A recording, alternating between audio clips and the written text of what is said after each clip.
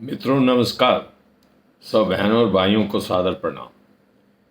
आज आपके सामने मैं अपने इस चैनल सीड्स एट हिस्ट्री यहाँ से एक ऐतिहासिक तथ्य की बात करता हूँ। यह आपकी सूचना के लिए भी आवश्यक है और आपके ज्ञानवर्धन में भी सहायक है और इतिहास से जुड़ा हुआ है। इसलिए मैं आप जानते हो कि मैं अपने इस चैनल से इतिहास के पन्नों को खंगालता हूँ। तो मैंने एक दो शोध किए हैं, कुछ पुस्तकें पढ़ी हैं और वो मैं तथ्य आपके सामने प्रस्तुत करना चाहता हूँ। आप जानते हैं कि इंडियन सब कॉन्टिनेंट, जब हम भारतीय उपप्रायद्वीप की बात करते हैं, इंडियन सब कॉन्टिनेंट की बात करते हैं, तो इसमें सिर्फ भारत देश नहीं है, आसपास के जितने पड़ोसी देश जो कभी भारत का हिस्सा हुआ करते थे और भारत से अलग हो गए, वो सारे इसके अंदर आते हैं। जैसे बर्मा इसके अंदर आता है, बांग्लादेश इसके अंदर, वो भारतीय उपप्रायद्वीप यानी इंडियन सब कॉन्टिनेंट के अंदर इसको इंक्लूड किया जाता है, शामिल किया जाता है। पाकिस्तान है आज का, और किसी ज़माने में तो अफगानिस्तान भी था, परंतु चलो हम अफगानिस्तान के बॉर्डर से लगते हुए और इधर जितने भी और भारत से जुड़े हुए पुराने भारत के जो अंग हैं उन सबको इंक्लूड करते हैं, जिसमें लंका है, जिसमें बर्मा है, जिसको म्यांमार बोलते हैं आज के दिन में, और जिसमें आप बांग्लादेश को मानते हैं। 1971 में बांग्लादेश का निर्माण हुआ, ये भारत का हिस्सा था, और 1947 में पाकिस्तान भारत से अलग हुआ, पाकिस्तान नया देश के रूप में आया। ये सारे इस्लामिक देश हैं, बर्मा को छोड़कर और लंका को छोड़कर। दोनों बाकी जो दो देश हैं वो इस्लामिक देश हैं, क्योंकि वहाँ का धर्म इस्लामिक का बहुतायत जो है वो मुसलमानों की है। मैं आज अपने इस वीडियो में हिंदू मुसलमान की चर्चा नहीं करना चाहता और ना ही कभी करूँगा, क्योंकि जो द्वेष दोनों कम्युनिटीज़ में फैलाए, मैं उसको कोई आदर्श नहीं मानता। मैं ये आपको सूचना देना चाहता हूँ, ऐतिहासिक तौर से कुछ तथ्य हैं। आपको ये पता होना चाहिए, ये जो मुसलमान हैं ये सारे के सारे आक्रांता नहीं। आज आप करोड़ों की संख्या में मुसलमान देखते हैं, तकरीबन 19 से 20 करोड़ हिंदुस्तान में हैं। इसी तरह आप 7-8 करोड़ बांग्लादेश में देखते हैं, 14 से 16 करोड़ पाकिस्तान के अंदर मुसलमानों को देखते हैं, और काफ़ी संख्या में मुसलमान जो तमिल मुसलमान थे वो वहाँ पर बर्मा श्रीलंका में भी। परंतु आज हम ज़्यादातर उन मुसलमानों की चर्चा करेंगे जो बांग्लादेश में चले गए हैं या सब पहले भारत का हिस्सा रहे पाकिस्तान के आज के हिस्सों में। तो यदि हम ये माने कि हम तकरीबन 1000 साल मुस्लिम आक्रांताओं ने खैबर दर्रे से आकर भारत के ऊपर हमला किया, पहले वो लूट कर वापस चले जाते थे, बाद में उन्होंने 800-900 साल यहीं टिक कर और यहाँ अपनी बादशाहत कायम की और लोगों को धर्म के नाम पर ज़बरदस्ती मुसलमान भी बनाया, मैं मानता हूँ। परंतु एक बात शायद आप भूल जाते हैं कि इतने ज़बरदस्ती मुसलमान नहीं बने, जो कि धर्म प्रचारकों ने, यानी जो वहाँ से सूफी आए, जो वहाँ से संत बनकर आए, जिन्होंने यहाँ पर आकर अपने मठ बनाए, अपनी कब्रें बनाई, अपनी दरगाहें बनाई, उनके प्रचार से हिंदू जो हैं वो काफ़ी भारी संख्या में मुसलमान कन्वर्ट हुए। ये एक ऐतिहासिक तथ्य है। इस तथ्य को प्रस्तुत करने के लिए मैं आपके सामने उपस्थित हूँ और तथ्य को वास्तविकता के साथ रखूँगा।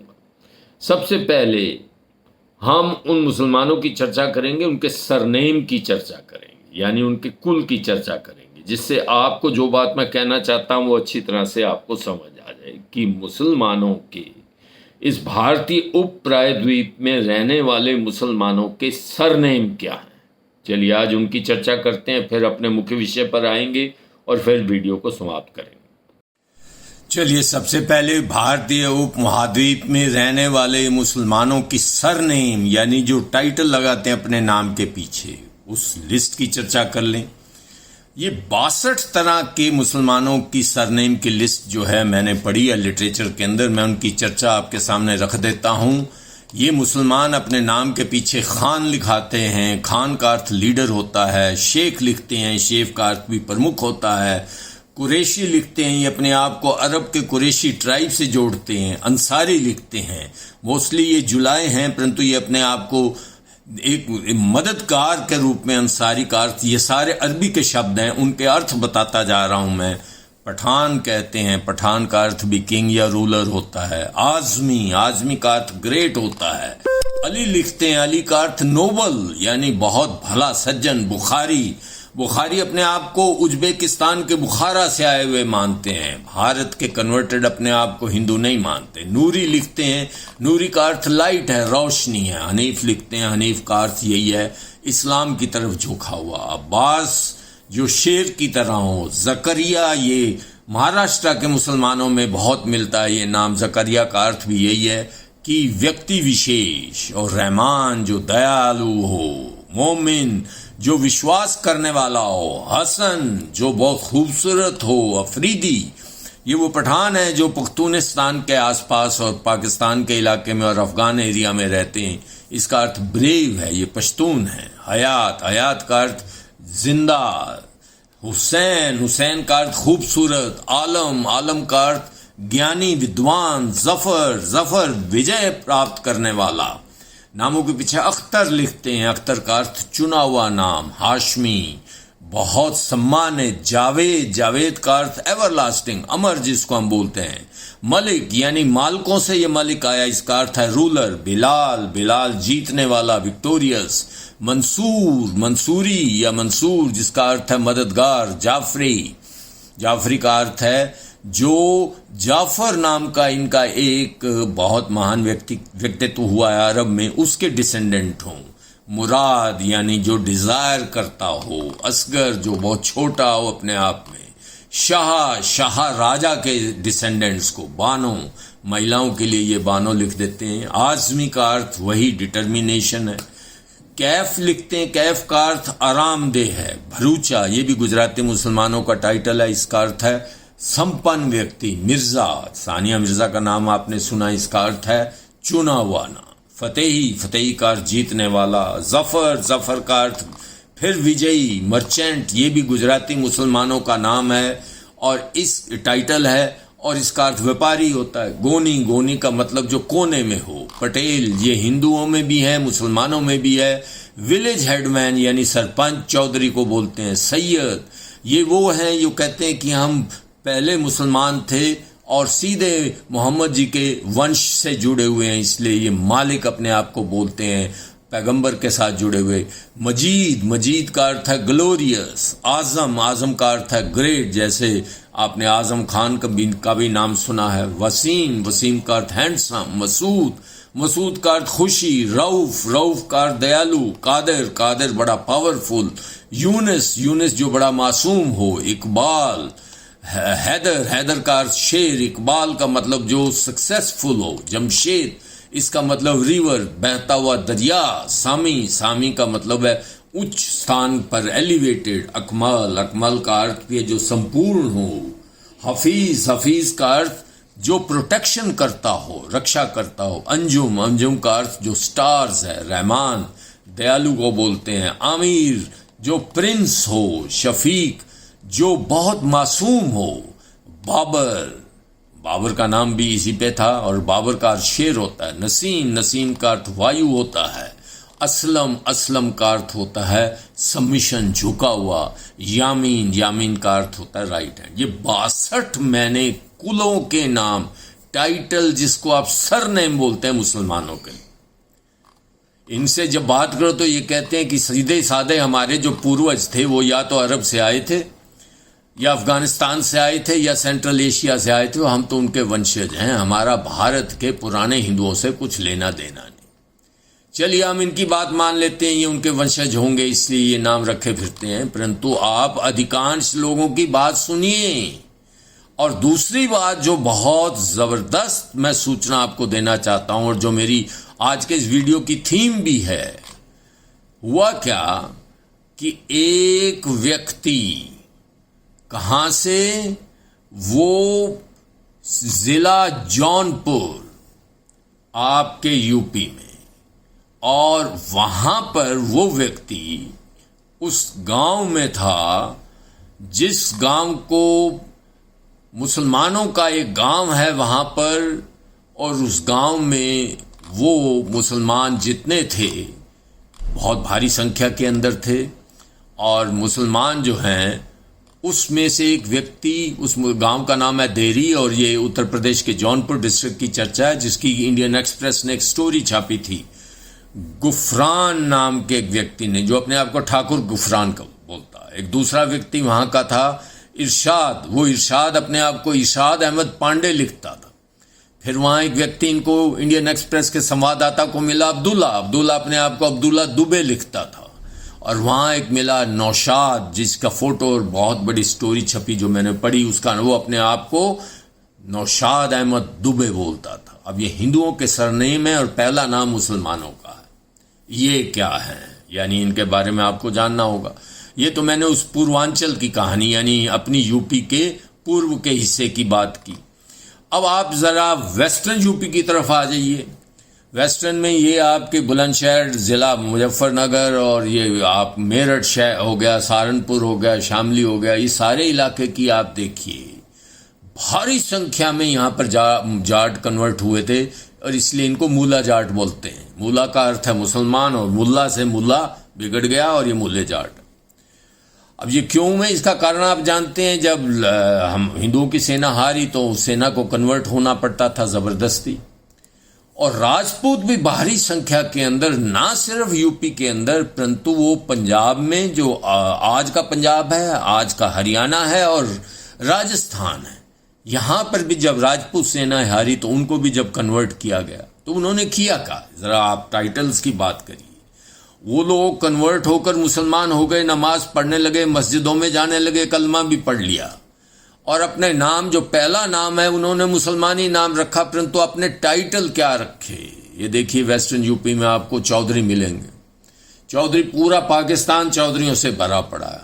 और ये हम पूरा हिंदुस्तान जो है, नॉर्थ इंडिया खास तौर पे, बहुत सारी जमातें, चाहे वो गुजर हों चाहे वो जाट हों, अपने नाम के आगे चौधरी लगाते हैं। चौधरी टाइटल है। सोलंकी, त्यागी, पटेल, राणा, सिकरवार, ये जाटों का गोत्र है। और आगरा और फतेहपुर सीकरी के बीच में रहने वाले लोग हैं। ये आज भी वहाँ हिंदू सिकरवार हैं, परंतु मुसलमान सिकरवार भी हैं। अब आप ये देखिए कि ये अपने आप को, जो मुसलमानों की मैंने चर्चा की, उनमें से एक मुसलमान पंडित जी भी अपने आप को कहलाता है। मैं उससे मिला भी हूं, और वो चतुर्वेदी लिखते हैं। वो इमाम साहब हैं वहाँ मुसलमानों के, और वो अपने नाम के आगे चतुर्वेदी लिखते हैं और गर्व से कहते हैं हम तो हिंदुओं के वंशज हैं, हम चारों वेदों को ज्ञाता चतुर्वेदी को होता है। इसी तरह द्विवेदी जो हैं, जिसका मैंने अभी जिक्र किया, उस गांव की जिसकी चर्चा की, नौशाद की, नौशाद द्विवेदी था, और द्विवेदी जो है वो दुबे जी या द्विवेदी, बात एक ही है। जो दो वेदों का ज्ञाता हो उसको द्विवेदी, तीन का हो वो त्रिवेदी, और चार का हो वो चतुर्वेदी कहलाता है। इस प्रकार से ये कन्वर्ट हुए और अपना टाइटल नहीं छोड़ा। और सुनिए आप आगे, राजपूतों ने कमाल कर दिया। जो कन्वर्ट हुए राजपूत, उन्होंने अपने टाइटल को बिल्कुल नहीं छोड़ा। वो अपने टाइटल को चौहान, खिच्ची और भट्टी, राणा, राजा, ये लिखते हैं। और बड़ी भारी संख्या में आज के पाकिस्तान के पंजाब में भी हैं और यहां पर भी। यहां पर हिंदू हैं तो वहां पर मुसलमान है, टाइटल एक। अब जरा जाटों की बात कर लीजिए, और उनकी संख्या बताती, बड़ी भारी संख्या है। जाट मुस्लिम की संख्या सिर्फ वेस्टर्न यूपी के अंदर नहीं है। जाट मुस्लिम जो है आज के पाकिस्तानी पंजाब में, उनकी 60% पॉपुलेशन है, ऐसा बोला जा रहा है।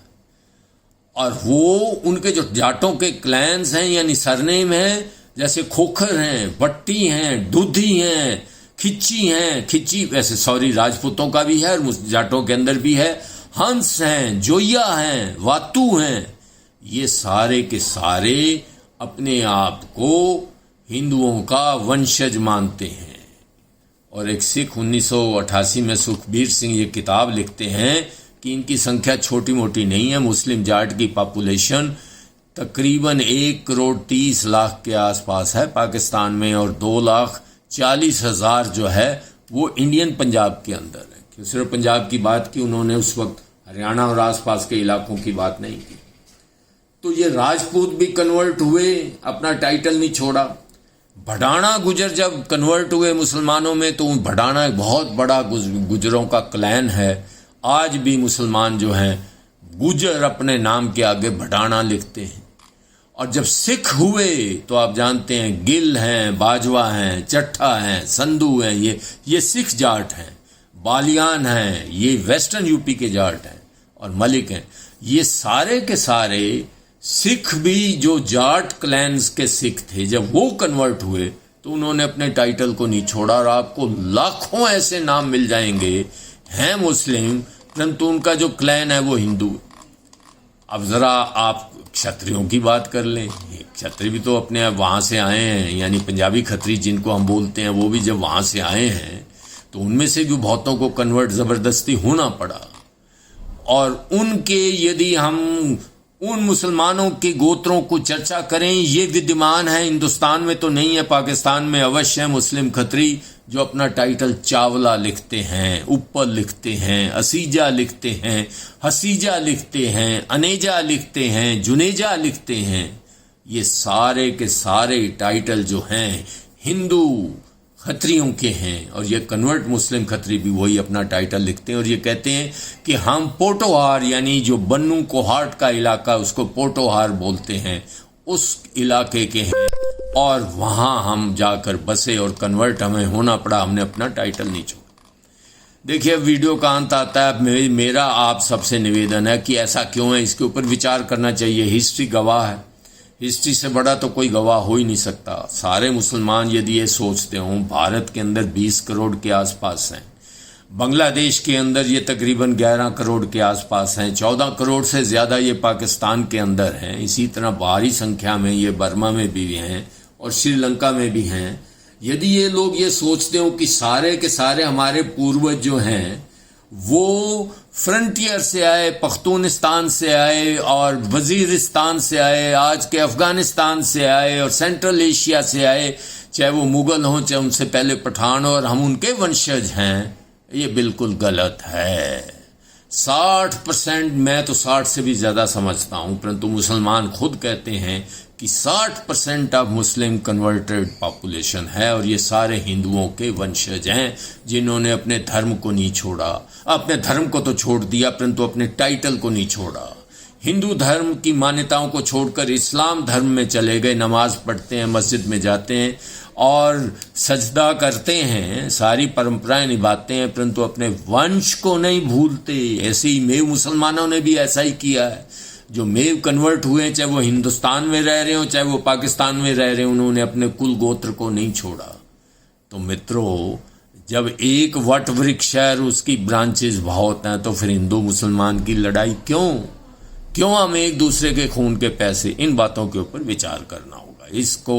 इसके साथ, स्टेटमेंट के साथ सब प्रेम से रहो, स्नेह से रहो, एक दूसरे के धर्म का सम्मान करो, जातियों का सम्मान करो, अपना भी सम्मान करो और करवाओ भी, दूसरों का भी सम्मान करो और करवाओ भी। धन्यवाद। यदि आपको मेरा ये वीडियो पसंद आया हो तो आप इसे लाइक करिए, शेयर करिए और मेरे इस चैनल को, नया चैनल है, सब्सक्राइब अवश्य करिए। बहुत बहुत धन्यवाद। नमस्कार।